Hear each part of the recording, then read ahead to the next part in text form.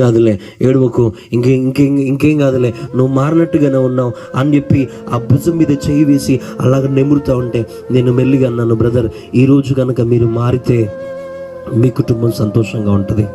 హల్లెలూయా. మీరు మారితే మీ కుటుంబం సంతోషంగా ఉంటుంది. దయచేసి ఒక్కసారి ఎందుకు ఆలోచన చేయొద్దు, ఎందుకు ఒక్కసారి నువ్వు నీ కుటుంబాన్ని పట్టించుకోవద్దు, ఎందుకు ఒక్కసారి నీ భార్య చెప్పినట్టుగా నువ్వు వినొద్దు, ఎందుకు ఒక్కసారి నీ తల్లి చెప్పినట్టుగా నువ్వు వినొద్దు, ఎందుకు ఒక్కసారి నీ ఇంటిని నువ్వు పరిశీలించుకోవద్దు, ఎందుకు ఒక్కసారి నువ్వు చేసే పనిని పరిశీలించుకోవద్దు అని అన్నప్పుడు ఆయన మెల్లిగా అంటున్నాడు, బ్రదర్, ఇదిగో నన్ను ఇప్పుడు ఏం చేయమంటారు అని అంటే, నన్ను ఏమి చేయాల్సిన పడలేదు, నువ్వు ఆల్రెడీ బాధపడుతున్నావు, నువ్వు పశ్చాత్తాపడుతున్నావు, నువ్వు కన్నీరు గాడుస్తున్నావు. నేను ఒక మాట చెప్పాలా, నిన్ను నా యేసయ్య కరుణించబోతున్నాడు. హల్లెలూయా.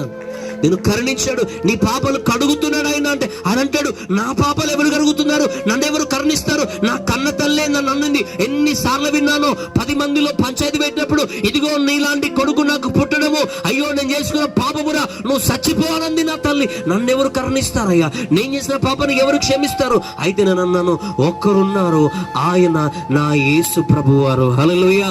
ఆయన ఎంతటి పాపానైనా ఇదిగో క్షమిస్తారు. ఎందుకో తెలుసా? ఆయన నిన్ను నన్ను ప్రేమిస్తున్నారు గనక. హల్లెలూయా.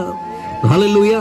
ఏం చేస్తారు చెప్పండి? యేసయ్య నిన్ను నన్ను ప్రేమిస్తున్నారు. ఆయన అంటున్నాడు, ఇదిగో ఆ అమ్మాయి తరపున వాళ్ళ తల్లిదండ్రులు నా కాళ్ళ మీద పడి, అయ్యా నా కూతుర్ని వదిలిపెట్టని ఎన్నిసార్లు గగ్గోలు పెట్టారో, కానీ నేను వదిలిపెట్టలేకపోయాను. కానీ ఎందుకు మీరు మాట్లాడిన తర్వాత నేను వదిలిపెట్టాలనిపిస్తుంది, నా పాపం విడిచిపెట్టాలనిపిస్తుంది, నేను ఇదిగో మార్పు చెందాలనిపిస్తుంది, నా కూతురును చూస్తూ ఉంటే ఇదిగో నేను కూడా మంచి తండ్రిగా బ్రతకాలనిపిస్తుంది.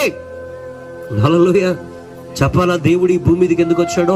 ఈ రోజు నువ్వు అనుభవిస్తున్న గ్రుడ్డితనం అనే భయం నుంచి, ఎన్నో భయాలు నీ జీవితంలో ఉన్నాయి. నా భర్త మారట్లేదేందని, నా కుటుంబం మారట్లేదేందని, అయ్యో ఒక్కొక్కసారి నేనే మారిపోవట్లేదేందని, నా బ్రతకం ఏమైపోతుంది, నా పిల్లలు ఏమైపోతారు, నా భవిష్యత్తు ఏమైపోతుంది, నా ఆరోగ్యం ఏమైపోతుంది, నేను రేపు ఫలిస్తానా, రేపు అభివృద్ధి పొందుతానా, రేపు గొప్పవాడిని అయితేనా, గొప్పదాన్ని అయితేనా, అయ్యో రేపు నా జీవితంలో వివాహం జరుగుతుందా, నా బ్రతకం ఏమైపోతుందో, నా తల్లిదండ్రులు ఏమైపోతారో, నా కుటుంబం ఏమైపోతుందో, నా జీవితం ఏమైపోతుందో, నా గృహం ఏమైపోతుందో, నా పరిస్థితి ఏమైపోతుందో, నా పొలం ఏమైపోతుందో, ఇదిగో నా పట్ల ఇదిగో ఇదిగో ఏ విధమైనటువంటి ఆశ గాని, ధైర్యము గాని, ఇదిగో సామర్థ్యము గాని, ఆధారము గాని లేకుండా బ్రతుకుతున్నా.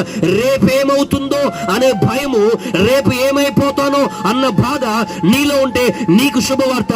నా దేవుడు అంటున్నాడు, ధైర్యము తెచ్చుకో, ఈ రోజు నీ భయము దేవుడు తీసివేయబోతున్నాడు. హల్లెలూయా. హల్లెలూయా. నీ భయము తొలగిస్తాడు. యేసు ఎందుకు వచ్చాడు తెలుసా? నీకున్న భయములన్నింటినీ తొలగిస్తాడు. ఆయన అనుకున్నాడంట, నేను అన్నాను, మరి ఎందుకు ఇంతకాలంగా వదిలిపెట్టలేదు బ్రదర్ మీరంటే, నేను అనుకున్నాను ఒకవేళ నేను వదిలేద్దామంటే ఆమె వదిలేదేమో, ఆమె ఏమైనా నాకు రివైస్ అయిపోతుందేమో, ఆమె నా పట్ల ఏమైనా చేస్తుందేమో అని భయపడిపోయాను. ఈరోజు నాకు అర్థమైపోయింది, నేను ఇంక నుంచి అలాంటి పాపాల జోలికి వెళ్ళను, నేను సక్రమంగా బ్రతుకుతాను అన్నప్పుడు నేను అన్నాను, సరే మీకోసం ప్రార్థన చేస్తాను అని చెప్పి వాళ్ళకు ప్రార్థన చేసి వచ్చా. హల్లెలూయా. హల్లెలూయా. ఆ రోజు ఆ కన్న తల్లి, ఆ రోజు కట్టుకున్న భార్య, ఆ రోజు కన్న కూతురు చూసారా, మా నాన్న ఏమైపోతాడో అన్న భయము, తన తండ్రి ఏమైపోయినా, తన భర్త ఏమైపోయినా, తన కొడుకు ఏమైపోయినా, రేపు మా భవిష్యత్తు ఏంటో, లేకపోతే ఇదిగో ఆ అమ్మాయి తరపు వాళ్ళు వచ్చి మమ్మల్ని ఏం చేస్తారో అన్న భయములో నుంచి ఆ రోజు వాళ్ళకి ఏం కలిగిందో తెలుసా?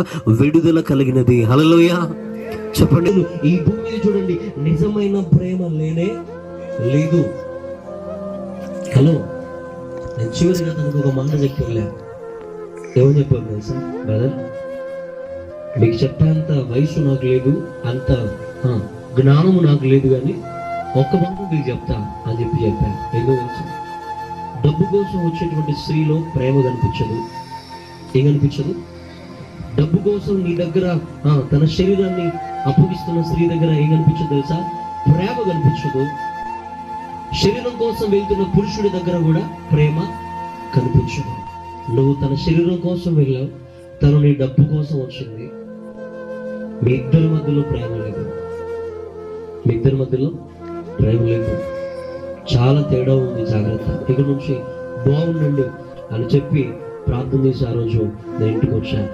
ఆ తర్వాత తన జీవితంలో తన భార్య దగ్గర నిజమైన ప్రేమ పొందుకున్నాడు, తన తల్లి దగ్గర నిజమైన ప్రేమ పొందుకున్నాడు, తన కూతురు నిజమైన ప్రేమ ఇవ్వగలిగాడు.